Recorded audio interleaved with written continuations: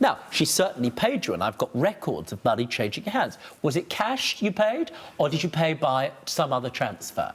She would transfer it into my bank account. Understood.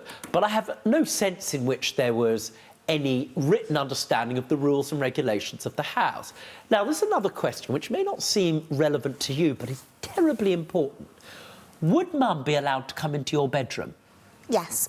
Interesting. Would you, for example, go into her bedroom and, say, clean it or fiddle about with the odd thing? I'd do my best not to fiddle, but I would go in and tell her to clean it. Understood. Now, that's important because that's a critical distinction in law between whether or not she's somebody who's got a lease or whether she's got a licence in your property, which, again, matters for the purposes of this case. Now, you had a job in a call centre as well, although, as I understand it, it was a mildly more civilised one, correct? Yes. We don't need to know, but people weren't swearing and screaming at you all day? No. Understood. You had enough of this particular place. What happened, please? So I decided that I was ready to leave, so I started applying for other jobs before I left my previous job, and I found one that happened to be at my mum's place. How exciting. You've got experience. Yes. You're good at your job. It should have been fairly straightforward. Now, did you go for an interview at Mum's place? I had a telephone interview.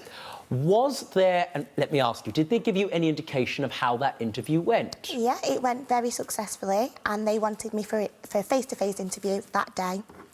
Now, when somebody says, come that day, that usually means they're definitely pleased to see you.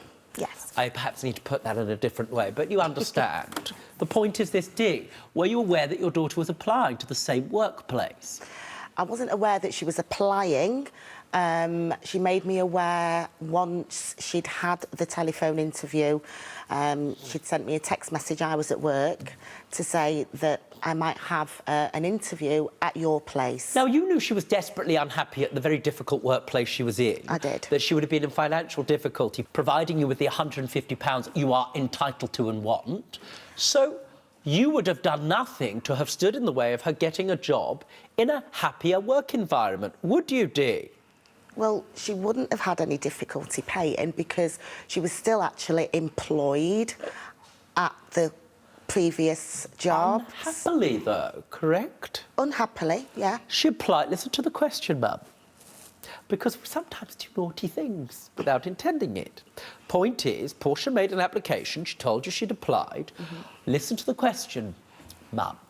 You would not have stood in the way of Portia getting a job in your workplace, which was a happier environment than the one she was in, would you? I didn't want her at my place. What happened, Portia?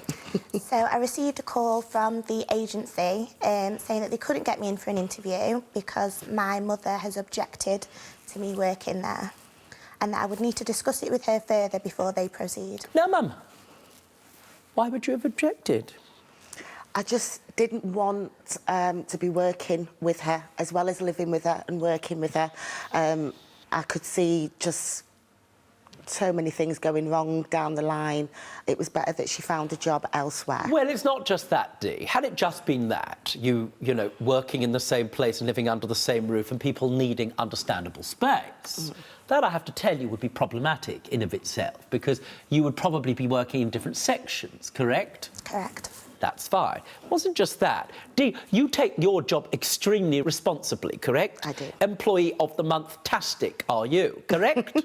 I have been. I'm entirely sure of it. You show up early and leave late, yes? Is that always the case with Portia? No, it's not. Well, so you tell me the other worry that you had vis-à-vis Portia. So my other worry was that maybe if she didn't like the job or she'd had a late night the night before and called in sick, then I would be forced then to lie for her at work, and I didn't want to be put in that position. Had that ever happened before? Had she what's called pulled sickies in the past? Yes. Yes. Pulled sickies? What was the worst sickie that you pulled, Dee? After a night out, but I got in the next morning about an hour before work. I won't tell you which job. Oh, no, want to know. Don't name the company. What happened? I'd just been out the night before but didn't get in until about an hour before my shift was about to start. Did you start your shift? No. You went to bed? Yeah.